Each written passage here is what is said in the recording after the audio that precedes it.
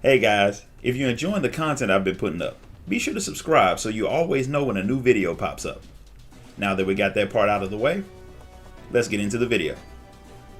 Final Fantasy XIV is a massive game with thousands of hours of content. What I'm going to do here is break down some of the major plot points for those of you who want to know more about Eorzea, but may not have time to experience it all firsthand. This time, we're jumping into the story of Eden's Promise. Now that the Scions are back on the Source, you take a trip to the First to check on Rean, Gaia, and the Empty. Ironically enough, you arrive right when Yalfred and the others are planning another trip into the Empty. But before you set off, he lets Gaia know that they've been making progress with finding out about her past, but she's not as happy about it as you might think. She's actually enjoying hanging out with Rean, and learning about her past may ruin that. Plus, she's more interested in learning about her odd powers and the weird voice in her head than whatever she used to be in Yulmore. So the three of you head off to the Empty, where Gaia surprises you all by revealing that she's learned to drive the Sky Slipper so she can chauffeur you two around. On the ride, Rean catches you up on what they've been doing while you were away. They finally got their coffee biscuits, which are delicious, and they made a necklace out of the piece of ice that came from the time Rean turned into Shiva and tried to kill you. And there's even a festival that the kids at the Crystarium are setting up to help the adults take their minds off of the stress of readjusting to the new changes you brought to the First by restoring darkness. It's very reminiscent of the Garden Festival that Sophie put on Final Fantasy VIII. The ride is pleasant, but once you arrive in the Empty, Rean is horrified to see that the plants that were growing in the area when you left have started to die. The strange crystal that none of you actually know what it does aside from changing color every time you restore an element seems to be taken over by light ether. Gaia thinks that when Rean had lost control of the ether during her attempt to control Shiva's powers, she had unbalanced the elements despite Gaia holding back the darkness. The voice of the fairy returns to Gaia suddenly, screaming at her to restore the darkness before it's too late. The words give her an idea. With the light ether overflowing, channeling dark ether should be able to balance it. Of course, that means you'll have to pummel the primal that gets summoned. Again. There's just one small problem. There are no dark primals. Rean thinks about the Ascian's god Zodiark, but it'll be better to summon something that you know wouldn't one-shot you, and nothing said that what you summon has to be a primal. It just has to be filled with dark ether, kinda like a void scent. And you fought a few of those that fit the criteria, but none would be better than the Cloud of Darkness. By combining the powers of the Oracle of Light and Darkness, the pair should be able to summon the Cloud of Darkness without you having to fly Eden anywhere, although Gaia is pretty sure something's going to go wrong. However, Rean tries to cheer her up by talking about all the snacks that they'll have at the festival that, for some reason, Gaia has no idea about despite the fact that you all talked about it on the way there. And chalking it up to the fact that she was trying not to crash you into anything on the ride over there, the two kids get to work on summoning the Cloud of Darkness. Once again, you focus your thoughts and use your memories to summon the cloud, and she looks even less like the original than your other attempts. Kinda wanna know what goes through the Warrior of Light's mind when people tell him to, think. This version is 1,000 times more brutal than the one you fought at the Crystal Tower, but after being blown up, dropped off a cliff, and battered in unbelievable ways, you bring it down and you all head outside to see if your hard work paid off. The plants are still dead, but the weird crystal finally seems stable, but Gaia feels like something's wrong. Very, very wrong. The voice of the fairy returns, claiming that it's been waiting 100 years for this moment, prompting Gaia to realize that it's been hiding inside of Eden all of this time. The sky ripples and you finally see what, or who, has been talking to Gaia her entire life. An Ascian named Mitron. Your actions have freed him from his prison of light, and with a shocking bit of deductive reasoning that would have made Urianger proud, Rean figures out that Mitron wasn't hiding inside of Eden, but he is Eden. Eden is an Ascian that was transformed into a Sin Eater.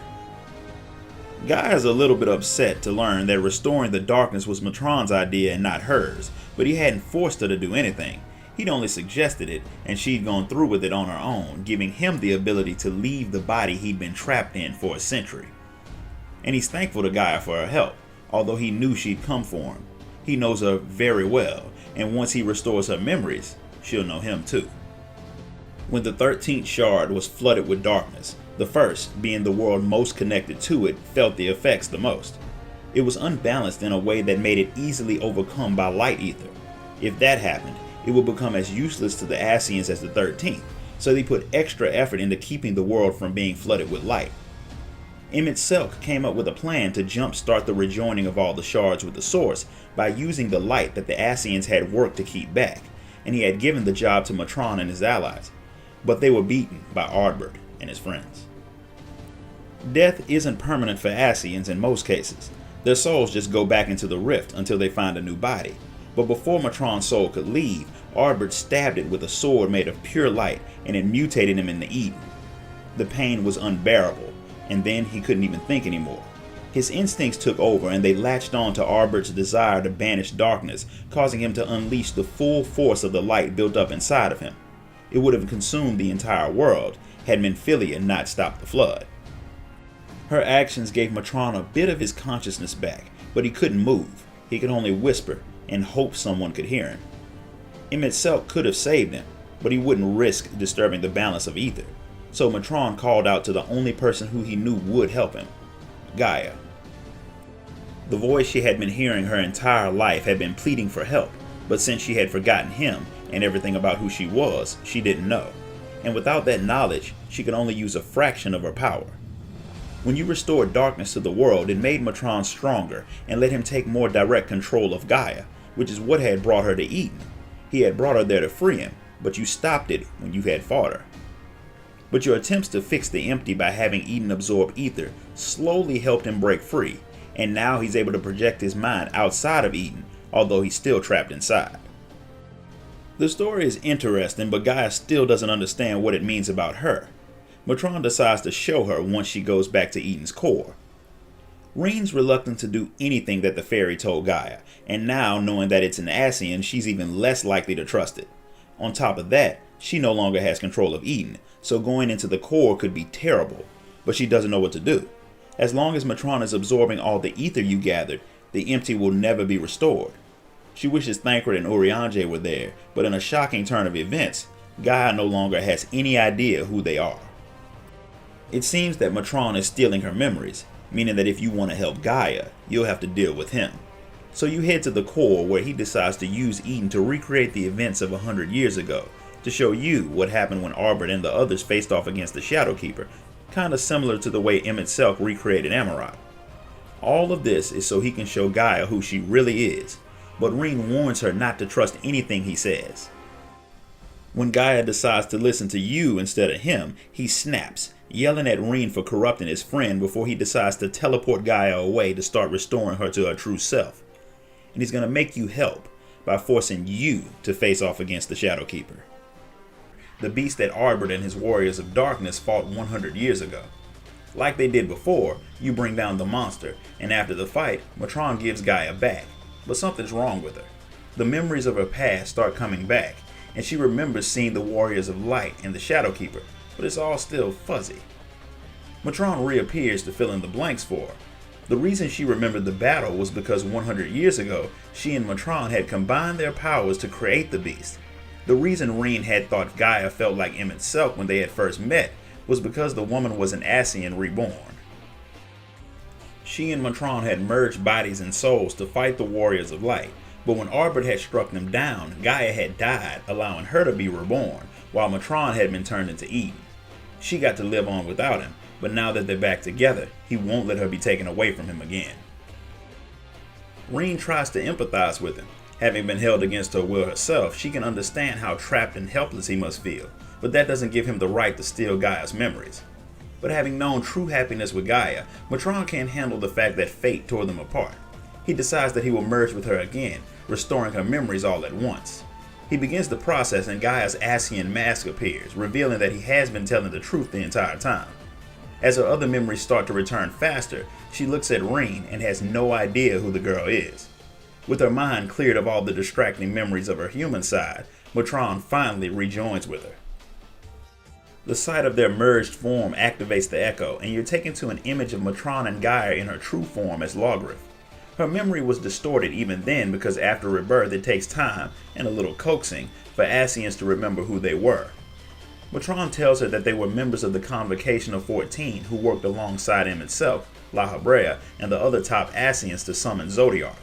Originally, Gaia was supposed to act as Zodiark's heart, but the job eventually went to Elidibus. And despite everything that happened and all of the trials that they had faced, Mitron had stayed by Gaia's side trying to protect her, but he couldn't stop Hydaelyn from shattering the world, or Gaia.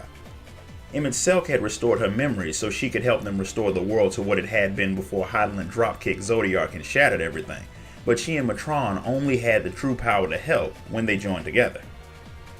And Gaia was okay with that, because she cared for Mitron as much as he cared for her. She makes him promise that they'll never be separated again, and he vows that even if fate tears them apart, he will find her, and when he calls out to her, she swears that she'll always come running. When the vision ends, Mitron reveals that he and Gaia were always destined to be together, but he didn't have the power to restore sundered souls to their rightful place like Emet-Selch could without merging with them. With the process complete, Gaia restored to her place as Logrith. With that done, they can move forward with restoring the world to what it had once been, and carving out their own utopia where they could spend eternity together. Reen doesn't care about anything he said. She just wants her friend back, which seems a bit selfish. Yes, she and Gaia became best friends, but ignoring the fact that Gaia and Mitron have generations of history together all because you want somebody to hang out with is kind of childish, especially after the Echo revealed that Mitron has been telling the truth. She goes so far as to call his plan to get Gaia back a wicked scheme, as if the two of them hadn't promised to fight for each other centuries before. So Mitron, refusing to allow servants of Hydaelyn to tear him and Gaia apart again, draws Reen's greatest fears out and makes them manifest, forcing you to fight what has to be the coolest looking version of Thancred ever, the Fatebreaker. When you overcome the monstrosity, Mitron can't believe that you, a fragmented soul, was able to overcome the manifestation of your fears when they, the unsundered Ascians, couldn't. Clearly he doesn't know what you are, but he has been out of the loop for a while, so it's understandable. While he's distracted by his thoughts, the moral side of Gaia begins to rebel against her Ascian half, so Mitron begins purging the memories brought on by her time with the Servants of Light. Then, to make sure you cause no further problems, he decides to kill you so he can get back to his important work. Mitron begins to absorb large amounts of ether, so much so that if you don't stop him, the entirety of the First will be destroyed, and then the battle begins. You face off against the combined form of Mitron and Gaia, just like Arbor had done in the past, but this time when you win, both of their souls are sent into the rift. In the void, the pair talk, but where Gaia had died the last time, this time Mitron dies and is free to be reborn, something that Gaia believes he should be happy with since it means fate can bring them together again in another life. But it may be her that finds him the next time.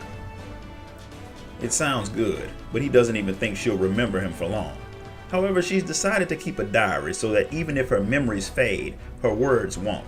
And she'll make sure that generations to come know the tale of the girl bound by duty and her loyal protector who fought by her side through it all. A story that is nearly identical to the story of Thancred and Menphilia, although Gaia has a bit more to offer than telling you to return to the Wakened Sands. With a smile on his face, Mitron fades off to be reborn some other time, leaving Gaia alone in the void until Reen reaches out through the necklace they'd made and pulls her back to the First. When her soul returns to her body, the ether that had been stored and eaten bursts out, restoring the empty to a place better described as a utopia. Reen wishes the others could see what they've done, and since Gaia's an Ascian, she may be able to learn to travel to other worlds so she could tell Thancred and the others all about it. But until then, the kids have other things to do, like preparing for their festival. This concludes the story of Eden. If you enjoyed this video, give it a thumbs up, and make sure you subscribe so you don't miss out on the next video.